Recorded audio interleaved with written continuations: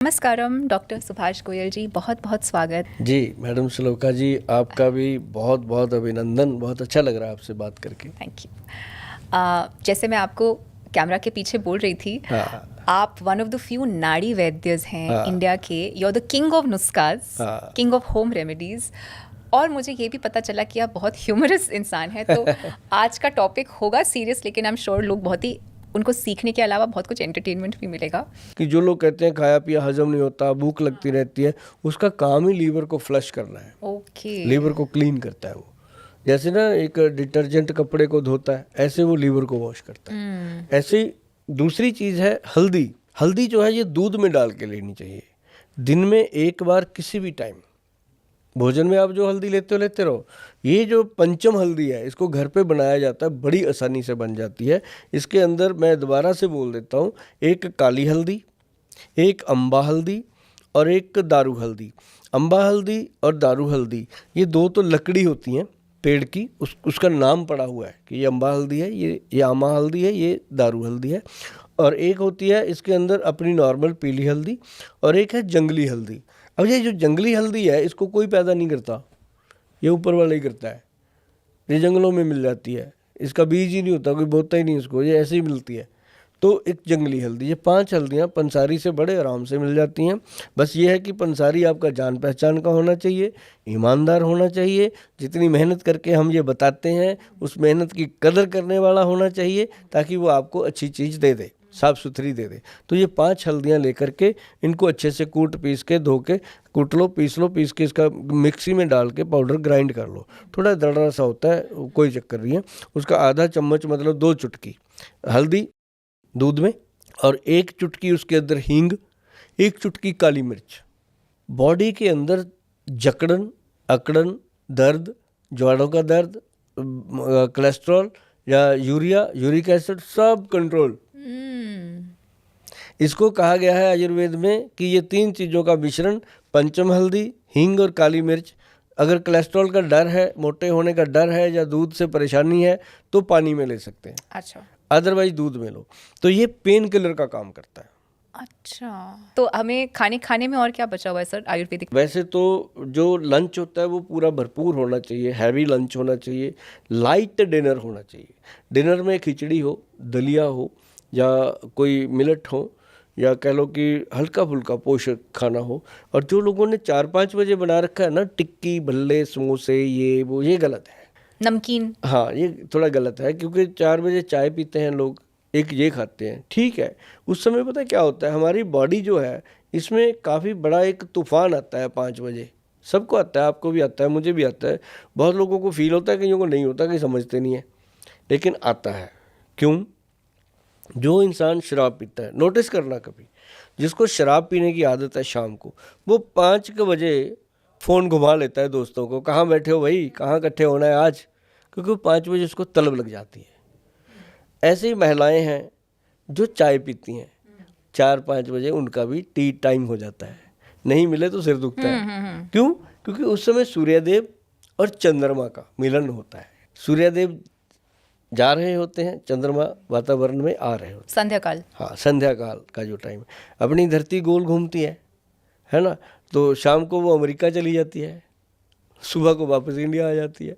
तो ऐसे वो टाइम जो घूमता है, तो उस समय अपनी बॉडी के अंदर एक उथल पुथल होती है 5 बजे, और सही टाइम होता है। अगर उस समय इंसान बचा ले, उस समय को खाली पेट रह जाए, उस समय कुछ ना खाए उस समय, तो उसका जीवन ही अलग हो जाता है। अच्छा, मैंने अपने पॉडकास्ट में जोर दे के बोला है, 5 ग्राम त्रिफला 5 बजे खाइए, क्योंकि त्रिफला रसायन है। वो बॉडी का उस समय पोषण करता है जब बॉडी इधर उधर थाली के बैंगन की तरह हिल रही होती है कि किस काल में जाऊं। अच्छा, चाय पी लिया, स्ट्रेंथ हो गई, बैठ गया।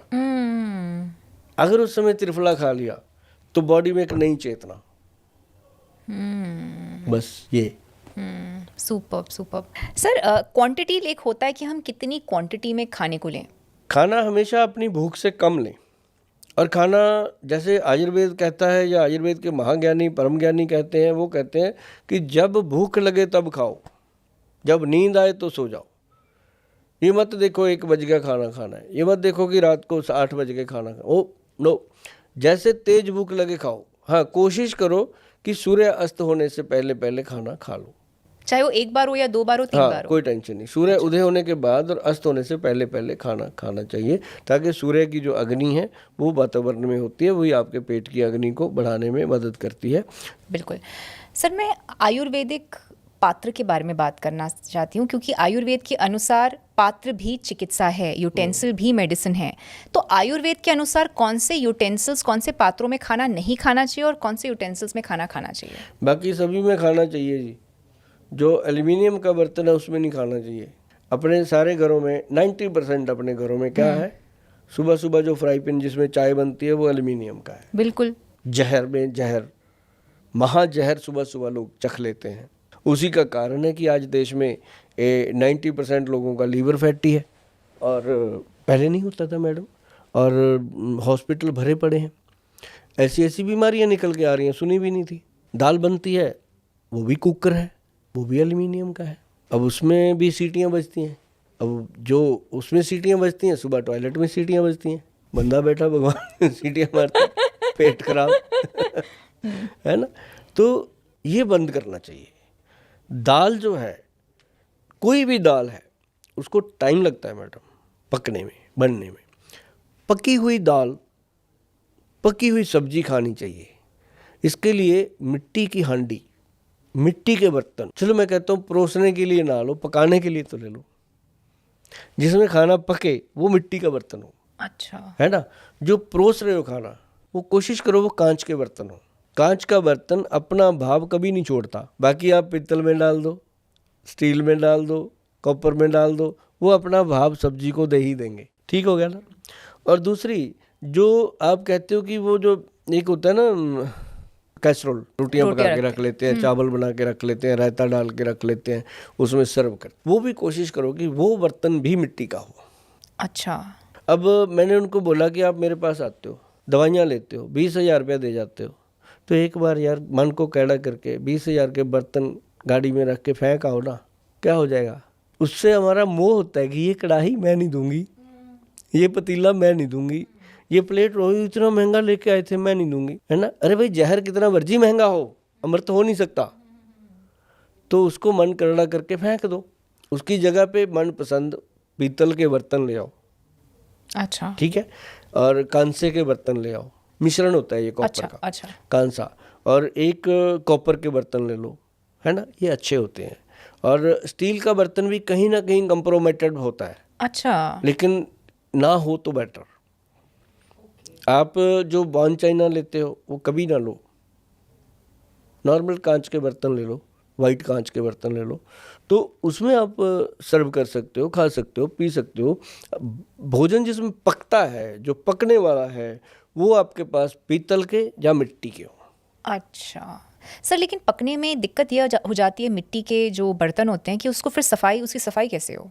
उसको हमेशा सफाई करना है राख से। मैं इसलिए बता पा रहा हूँ टेक्निक, मैं कोई कुक थोड़ी हूँ।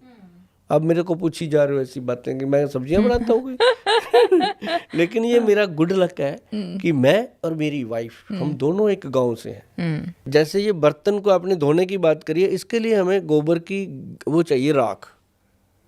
गाय के गोबर की मिल जाए, कोई भी गोबर की राख चाहिए, हमारे वहाँ उपलब्ध हो जाती है। आजकल तो गूगल पे मिल जाती है। मैंने इसके ऊपर एक एपिसोड डाला था बिल्कुल राख के ऊपर, कि राख का क्या क्या फ़ायदा होता है। क्योंकि पहले तो गांव में ऐसा होता था कि लोग खाना घर पे खाते थे और हगने बाहर जाते थे। अब खाना बाहर खाते हैं, हगने घर आ जाते हैं सही बोला। नहीं, तो पहले जब बाहर जाते थे तो वहाँ ऐसे राख ही होती थी, हाथ उत उसी से मांज लेते थे। तो वो असली सैनिटाइजर है वो राख, है ना। तो उसके साथ क्या है कि वो मिट्टी के बर्तन अच्छे से मंज जाते हैं। उसमें कोई वो कांटे वाला तीखा वो तारों वाला वो नहीं चाहिए होता ब्रश, उसमें बस नॉर्मल वो राख डालो, हाथ से ऐसे ऐसे कर दो तो वो साफ़ हो जाते हैं बर्तन। तो ऐसे ही बर्तन बाहर से साफ़ हो जाते हैं, बहुत अच्छे चमक जाते हैं। और 1-2 बार यूज़ करने के बाद हांडी भी पक्की हो जाती है, उसको पता चल जाता है। बार बार अग्नि पे चढ़ाएंगे तो पक्की हो जाती है वो, उसमें घी भी डलता है, तेल भी डलता है ना, उसकी सेवा हो जाती है पूरी, वो पूरा आपका साथ देती है, फिर टूटते नहीं वो बर्तन जल्दी। अच्छा, तो ये चीज़ अच्छी है। अच्छा ठीक है सर, बच्चों की डोजेज क्या होनी चाहिए त्रिफला की और हल्दी की? बच्चों में ना, जैसे हमने त्रिफला ही देना उसको, तो बच्चे को आधा चम्मच दे सकते हैं। ये एक तो उसका पेट साफ रखता है, एक उसकी आई साइट को इंक्रीज। अच्छा, बच्चों की आजकल बड़ी प्रॉब्लम आ रही है कि बच्चे की हाइट नहीं बन रही, बच्चे की ग्रोथ नहीं बन रही, बच्चे का ब्रेन डेवलप नहीं हो रहा। तो त्रिफला देने से ही बहुत फर्क पड़ेगा। और एक चीज़ बीच में और ऐड कर देता हूँ, बच्चों की बात हुई है तो एक ना बच्चों की brain development, memory sharp, study में उनका शार्प हो जाना, उसके लिए घर पे बनता है एक नुस्खा, बहुत लोग बनाते हैं, मैं अभी बताता हूँ। उसके अंदर क्या होता है, एक हाँ, ब्रह्मी, शंखपुष्पी, वचा और जटामांसी, 4 चीज़ें। जो ब्रह्मी है, शंखपुष्पी है, ये तो सारी दुनिया जानती है। जटामांसी और बचा के लिए थोड़ा सा मशक्क़त करना पड़ता है उनको। वो मैं कहता हूँ कि अगर मिलता सब कुछ है, ये मत सोचना कि गोयल साहब कुछ ऐसा बता गए जो मिलेगा नहीं। सब मिलेगा, बस आपको पंसारी को जाके ये बताना है कि ये गोयल साहब ने बताया, वो 1 मिनट में देगा। तो इसमें क्या है कि ब्रह्मी, शंखपुष्पी, वचा के बारे में ना मैडम, अगर आप गूगल पे सर्च करेंगे हाउ टू यूज़, मतलब क्यों लेनी है, तो ये आएगा कि ये जो है वचा ब्रेन को एक्टिव करती है और मेमोरी रिकॉर्डर का काम करती है। जैसे हाँ, जैसे आपके ये कैमरे के अंदर चिप लगी होती है, वो काम करती है। वो बड़े भी ले सकते हैं? हाँ, बड़ों के लिए तो देखो मैडम, 60 साल का बंदा भी बच्चा ही हो जाता है, 55 में भी बचपन हो जाता है, तो लेना चाहिए। तो मेमोरी को शार्प, वैसे तो 50 में जाके अगर मेमोरी वीक हो जाए अच्छी बात है, पंगे से छूट जाता है बंदा, क्या लेना मेमोरी करके, याद कर करके। तो दूसरी ये कि मेमोरी रिकॉर्डिंग के लिए काम करती है। इसके लिए चारों चीज़ें बराबर मात्रा में, जटामांसी, बचा, शंखपुष्पी और ब्रह्मी, चारों को बराबर मात्रा में लेके पाउडर बनाइए। पाउडर बना के बच्चों को देना शुरू करिए दूध के साथ रात को सोने से पहले। मैडम, कमाल के बच्चे निकलते हैं वो, जिनको बस आदत डालनी है। आपने बीज तो बो दिया, उसमें पानी सही से डालना है अगर पौधे का आनंद लेना है तो। अब मैं असली चीज़ बताने जा रहा हूँ आपको कि डोज तो बता दिया जी, बच्चे को आधा चम्मच, बड़ों को बड़ा चम्मच। और हल्दी का भी ऐसे ही करना, बच्चों को 1 चुटकी, बड़ों को 2 चुटकी। बच्चों को हींग मत डालना, नहीं खाएंगे, ऐसे ऐसे करके छोड़ देंगे उनको। अभी हल्दी की आदत डालो, फिर धीरे धीरे वो जब चुस्त हो जाएंगे तो हींग भी खाएंगे। तो ये हल्दी आप सब दूध में बोल रहे हैं ना मिलाने हाँ, के लिए? दूध में, बच्चों को तो दूध में ही आदत डालो। साथ में हो सके तो हनी डालो, पहाड़ी हनी डालो या मस्टर्ड हनी डालो, वाइट कलर का, वो बच्चों को देना शुरू करो। तो बच्चे आपको पता चलेगा कि कमाल करते हैं। तीसरी चीज़ बच्चों को देनी है, जो मैंने वंशनुमा रोग से बचाने के लिए बताया था, वो था एक त्रिफला, एक हल्दी, पंचम, और तीसरा है च्यवनप्राश।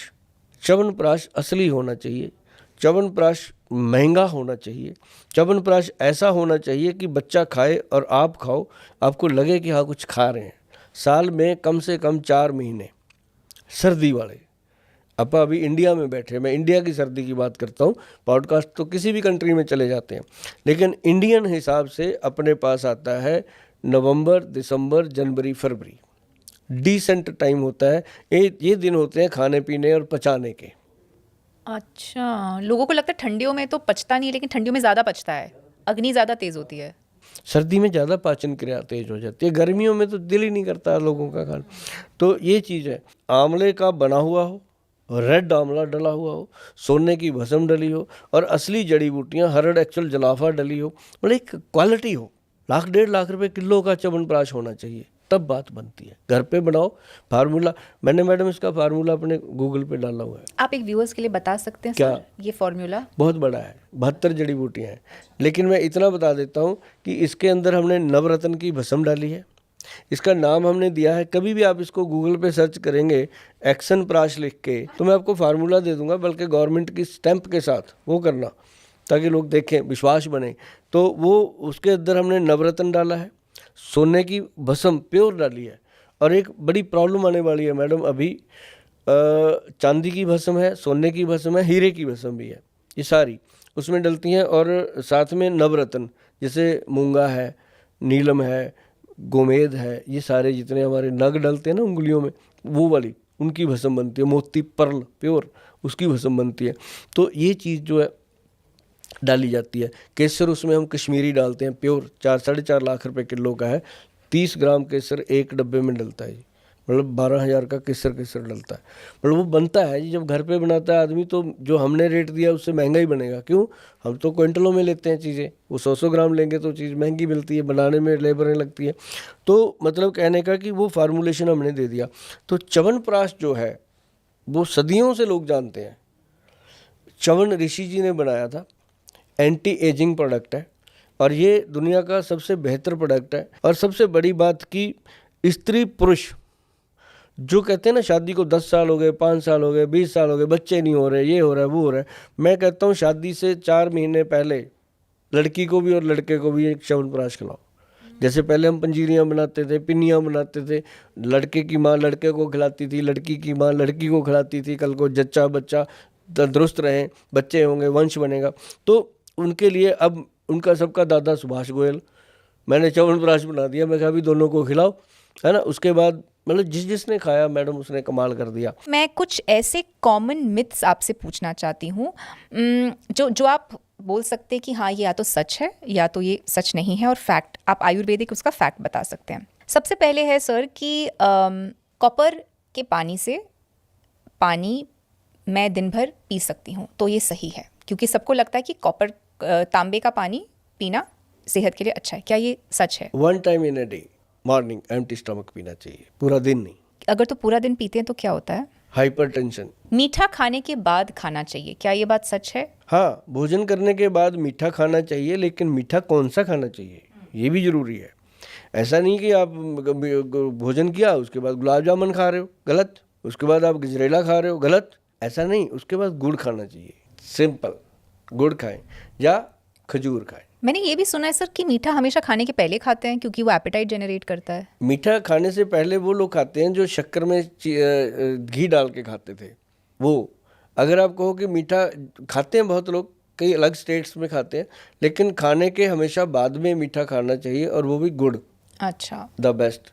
और अगर आपको ज़्यादा लगी हुई है कि बहुत ही कुछ टेस्टी यार कोई हलवा हो ये हो, तो हलवे की जगह पे आप शक्कर लो, जो गुड़ से बनी होती है शक्कर, उसके अंदर देसी घी डालो, खाओ अच्छा, गरम करके। अच्छा।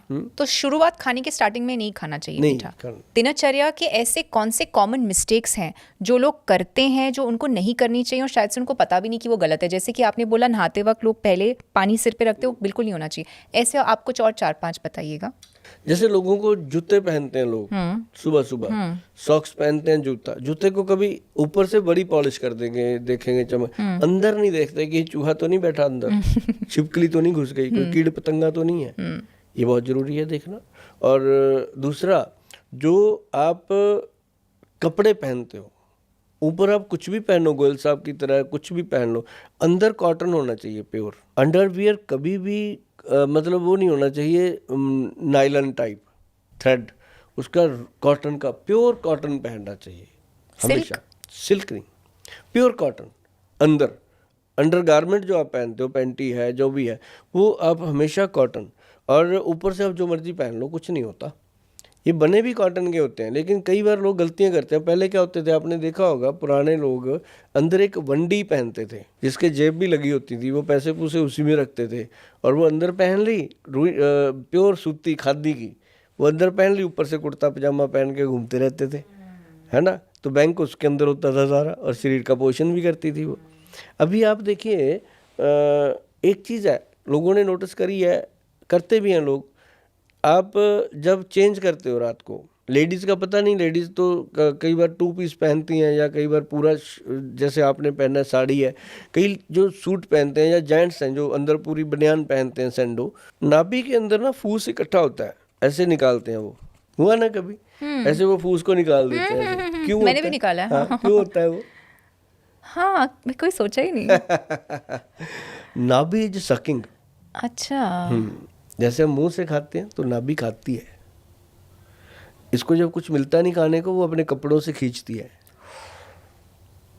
अच्छा, तो वो फूस, कहते नहीं लोग कि तेरे दिमाग में भूसा भरा है, ये भी तो दिमाग है ना, बात करी थी अपन ने पहले।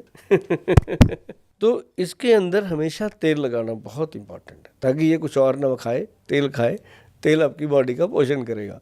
अरे वाह गोयल साहब, मैं इतनी खुश हो गई ये पॉडकास्ट करके, इतना कुछ सीखने को मिला, बहुत इन्फॉर्मेटिव था। थैंक यू सो मच, बहुत जी, मज़ा आया। भगवान करे आप हमेशा यूं ही चमकते रहें, यूं ही खुश रहें और 100 साल की आयु में बैठ के 120 साल के सुभाष गोयल के साथ बैठ के पॉडकास्ट करें। मैं उस दिन का इंतजार करूंगा। बिल्कुल, जी, thank you so much. Very much.